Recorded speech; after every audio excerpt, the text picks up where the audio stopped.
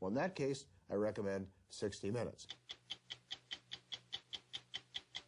Kevorkian sees euthanasia as a fundamental American right, part of life, liberty, and the pursuit of happiness. And we're ready to inject. We're going to inject in your right arm. If you don't have liberty and self-determination, you got nothing. That's what this country's built on. And this is the ultimate self-determination, to determine when and how you're going to die when you're suffering. You getting sleepy? Getting sleepy?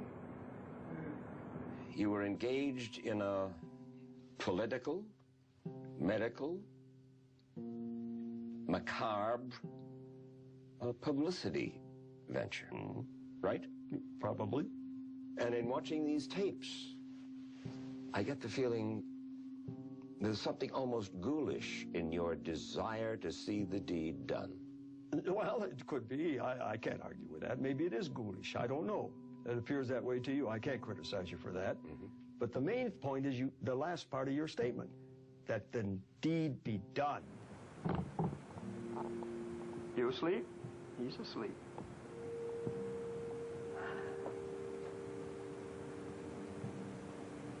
What I had to do was set the stage to be arrested. I forced the prosecutor to arrest me. He had promised never to bother me again, you know that? Had I just kept quiet about it. Jack could have gone on for the rest of his life helping people, and no one would have bothered him. No one. It was a deal. Except when he takes this film and says, look, now I'm murdering people. Either they go or I go. What does that mean, they or I go? If I'm acquitted, they go, because they know they'll never convict me. If I am convicted, I will starve to death in prison, so I will go. One of the two of us is going to go, and that's why I did this. The issue's got to be raised to the level where it is finally decided.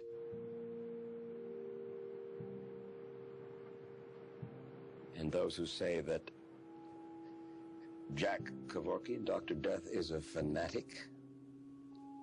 Zealot. No, not a fanatic. Sure, you try to take a liberty away, and I turn fanatic. That's what I'm fighting for me, Mike. Me. This is a right I want when I'm 71. I'll be 71. You don't know what'll happen when you get older. I may end up terribly suffering. I want some colleague to be free to come and help me when I say the time has come. That's why I'm fighting, for me. Now that sounds selfish, and if it helps everybody else, so be it. Straight line, the cardiogram will be turned off.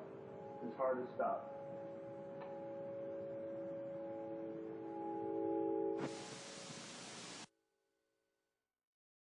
After the tape, it took the prosecutor a while to charge him. And Kevorkian called me up, and he said to me in frustration, if he doesn't charge me with something, I'm going to go do another one on his front steps. So clearly he wanted to be charged. What he said, what Kevorkian said to me, what he wanted to have happen, he thought that he was going to be convicted, and he would go to jail, and there would be a huge public outcry. They would demand his release, they would let him out, and Kevorkian-style euthanasia would be legal throughout the land.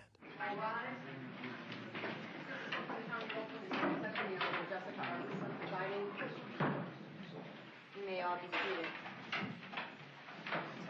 Counsel, have you had sufficient time to confer with your client? Yes, I believe we've had an opportunity to discuss some pretrial issues with Dr. Kevorkian. Would you come to the podium then, sir?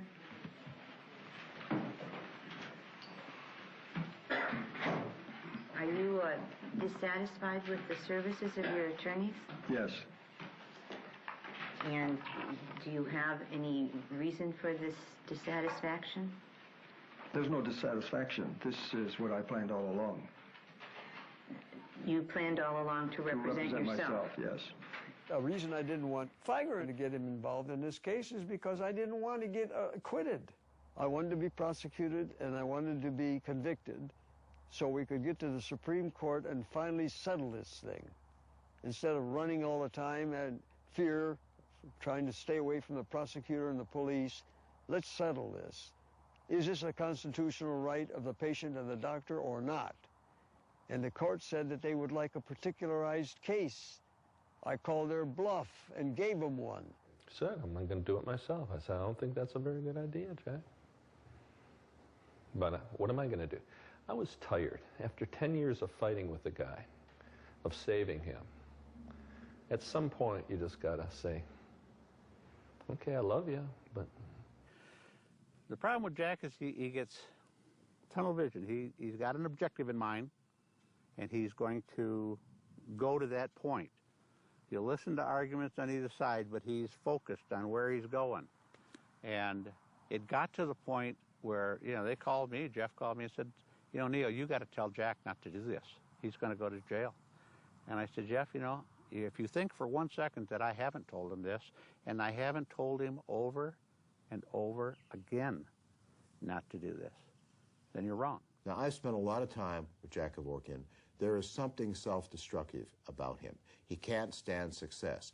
I felt that he really had a deep desire to do himself in some way. Do you understand, sir, that you are charged with first-degree murder? Yes.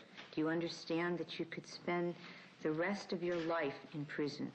There's not much of it left, Your Honor. Do you understand that the rest of your life without parole? Yes. Do you understand that that's not a pleasant place to be? I've been there. Yes, I know. Have you been on the inside, sir? Not in a prison, but in jail. Have you ever seen the inside of Jackson Prison? I've seen movies that depict it fairly accurately.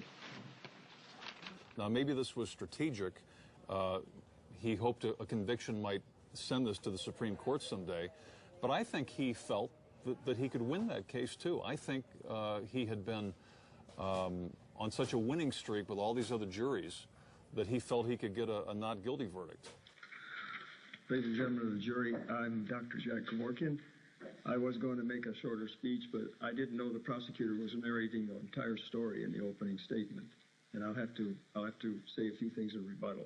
When the book is finally really written, my biggest obstacle and my biggest impediment in any trial is Jack Kevorkian.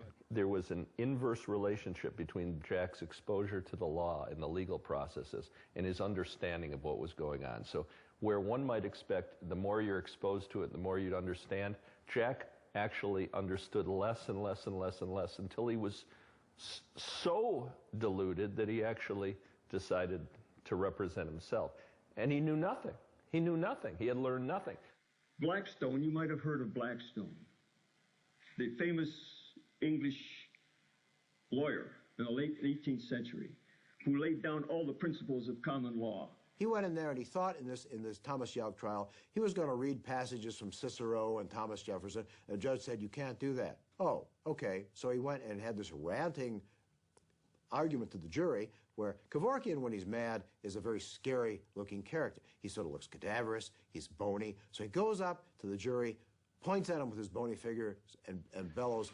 Just look at me. Honestly, now, honestly. Do you see a criminal? Do you see a murderer? Do you see what he calls a killer? If you do, then you must convict. And then take the harsh judgment of history, as I said.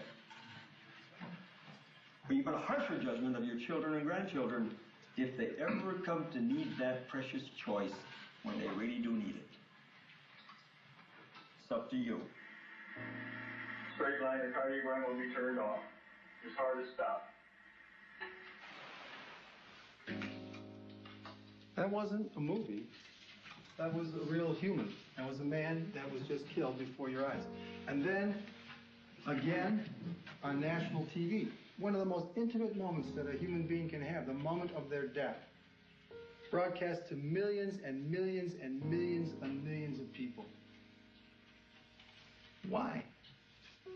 Death with dignity. Why? This prosecutor had good assistants who knew what they were doing because they had been up against me for 10 years. So they really knew what they were doing. And that wasn't a fair fight. That was like with Jack. I mean, Jack's 1,000 times more brilliant than in everything except the law. But in the trial, he couldn't do it. He couldn't. You had the audacity to go on national television, show the world what you did, and dare the legal system to stop you. Well, sir, consider yourself stopped. Jack figured that he could be out on bail while he was appealing, which of course they denied. He said, well, he could be out on bail when it went to the Supreme Court, which they denied. And so all of the things that he felt he could do, they circumvented. A 73-year-old man in maximum security, you get no health care, you got terrible diet. I mean, the natural ravages of age, plus he has hepatitis C. Those things aren't good. His liver enzymes were, in some instances, 10 times normal, which means the liver is being attacked, and once that happens, bang. High blood pressure at one point, I think it was 270 over whatever, and he looked like he was going to stroke out. He was dying. He was dying, and Jack has a very, very strong will, and they did their best to break it in the prison. And there were days that I thought that they had succeeded.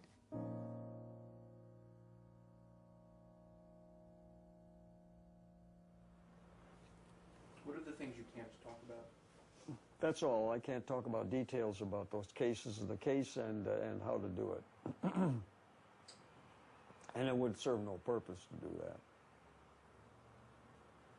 There's enough else wrong in this country that I can talk about. So the entire Thomas Yao 60 Minutes, you can't discuss any of No. that?